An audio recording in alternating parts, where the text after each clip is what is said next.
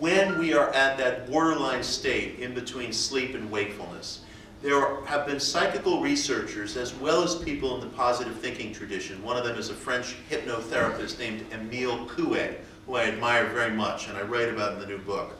He theorized that just as you're coming to wakefulness in the morning, or just as you're drifting off to sleep at night, you're in a state which is sometimes called the hypnagogic state, where your rational defenses are down, and there is a kind of mental, emotional, bodily integration that may occur at that state that makes you exquisitely sensitive to suggestibility. And if you can direct a thought when you're in that state, it may be a time of unique possibility, not only to self-reprogram or recondition yourself through the introduction of an idea into your psyche, whatever it is you want, you know, I like water skiing, or whatever it may be. I'm being glib with that, obviously, but something that reprograms you.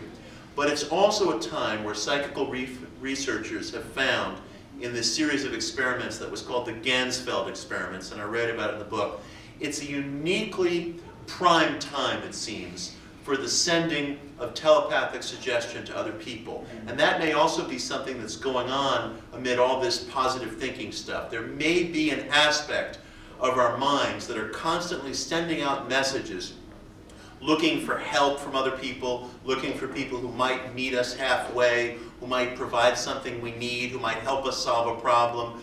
Coué and other experimenters felt that that could be this uniquely subtle time where we not only are in a mental state that's prone to self-reconditioning, but we're in a mental state where we're able to emit some sort of information to other people. So I would experiment with that time of day, those evening hours just before you drift off, those morning hours just before you come to, where there may be a little bit of greater integration going on, because I think your observation is extremely important. We are in pieces, and we have to look for these opportunities where we're slightly more integrated. Well, some people say alpha states as opposed to like beta states is when we're all over the place. Alpha states is when you're relaxed state we have more power. The other thing is we do have more power when we're in that state, but you have to be really careful of how you focus, because we focus things, it can be very manipulating. So you have to, you're going to be focus on something that has to do with yourself, but not to try to make somebody else do something that's in relation to psychic. And that's a wonderful point. That's a really important thing, because when people have become psychic or aware,